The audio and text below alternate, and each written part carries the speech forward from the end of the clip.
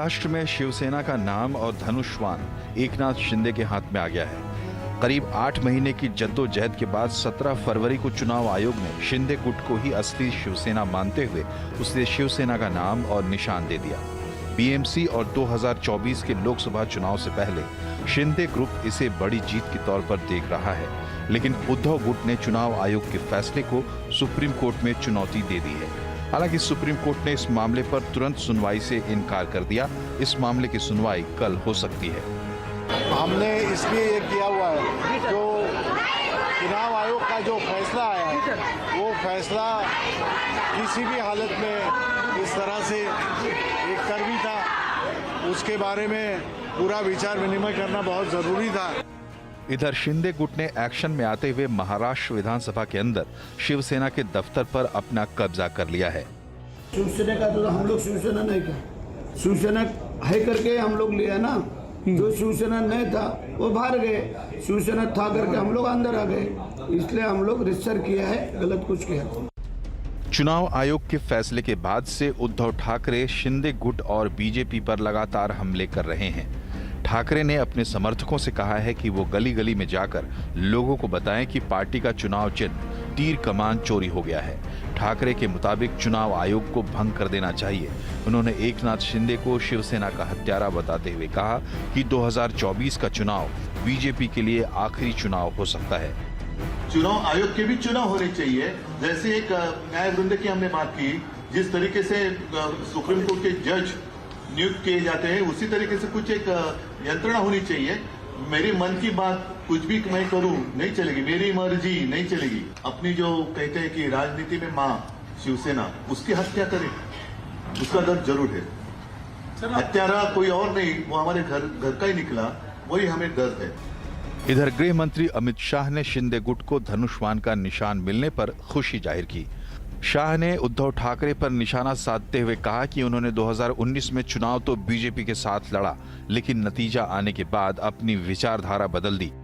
अरे हमें सत्ता का लोभ नहीं है, सत्ता के लिए हमने सिद्धांतों की बलि नहीं चढ़ाई है, और आज समय ने करवट ली है।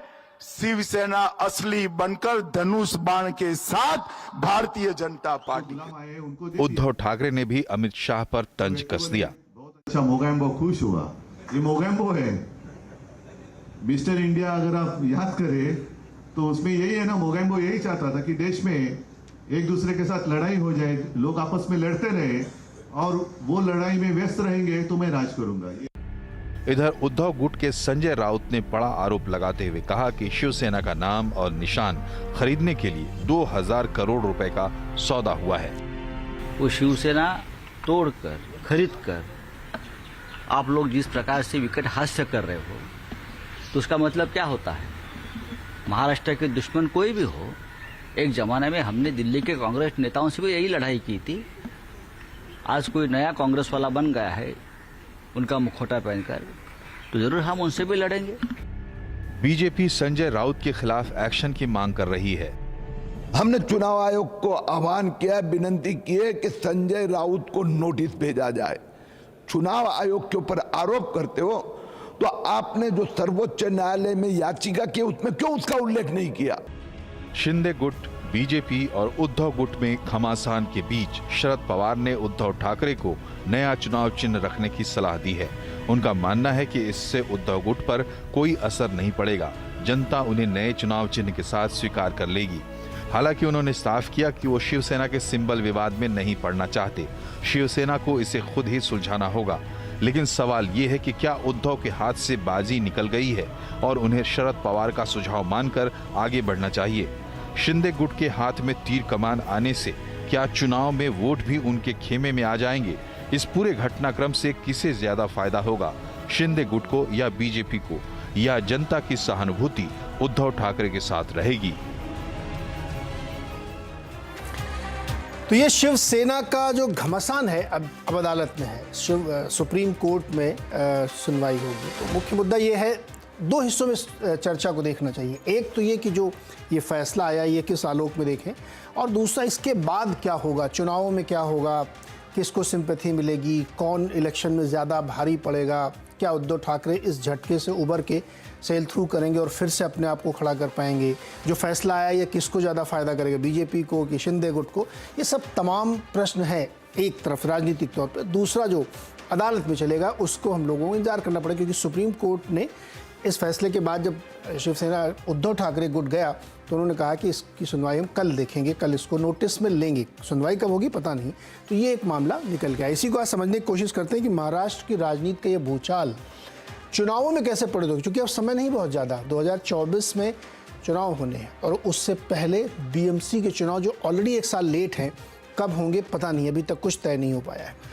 बातचीत करने के लिए आज हमारे साथ जो मेहमान हैं, भारतीय जनता पार्टी के प्रवक्ता तुहिन सिन्हा, साथ ही उद्धव गुट वाली शिवसेना के प्रवक्ता आनंद दुबे और एनसीपी के प्रवक्ता बीएम श्रीवास्तव, राजनीतिक विश्लेषक तुलसीदास भोइटे और CNN News 18 के ब्यूरो चीफ और मेरे मित्र विनय देशपांडे। बहुत बहुत स्वागत है आप सभी लोगों का।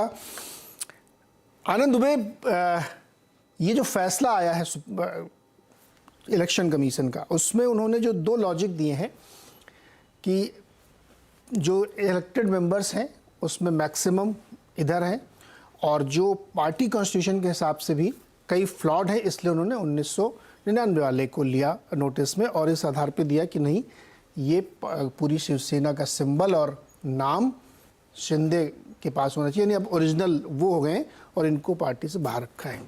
क्या प्रतिक्रिया आपकी, क्या मुद्दा लेके आप जा रहे हैं सुप्रीम कोर्ट में, क्या अपील है आपकी? देखिए, चुनाव आयोग का जो निर्णय आया है हम उससे सहमत नहीं हैं, क्योंकि चुनाव आयोग ने एक तरफा फैसला दिया है।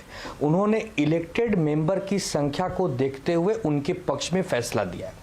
ठीक है, इलेक्टेड मेंबर उनके साथ हैं, जग जाहिर है उनके पास 13 एमपी और 40 एमएलए हैं।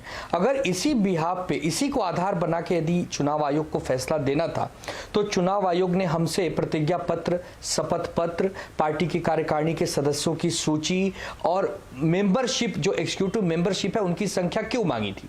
जब हमने बहुत मेहनत करके सबको सारा सामान इकट्ठा किया और चुनाव आयोग में दिया और हमने कहा कि अब आप इसको देखिए, उनका भी मंगाइए, हमारा भी मंगाइए, जिसकी संख्या ज्यादा होगा उसके पक्ष में फैसला करिए। लेकिन चुनाव आयोग ने इन सब बातों को दरकिनार किया और एक स्क्रिप्टेड कहानी की तरह पहले से ही मन बना लिया गया था कि इनके खिलाफ ही फैसला देना है और वही हुआ। इसके खिलाफ हम सुप्रीम कोर्ट में गए। अब बीच में शनिवार रविवार था, हमारी बात वहां तक नहीं हो पाई। कल शायद वहां पर हमारी बात रखी जाएगी। अब कल सुप्रीम कोर्ट क्या फैसला देते हैं, क्या निर्णय देते हैं, हम उनका स्वागत करेंगे, क्योंकि हम सुप्रीम कोर्ट पर अति विश्वास करते हैं और जनता की अदालत पर विश्वास करते हैं। लेकिन चुनाव आयोग की जो एक तरफा काम करने का तरीका है उस पर हमारा विश्वास नहीं है। ऐसा नहीं है कि इतिहास में चुनाव आयोग ने अच्छे काम नहीं किए हैं, लेकिन हम तो वर्तमान में जीते हैं ना। यदि कोई फैसला हमारे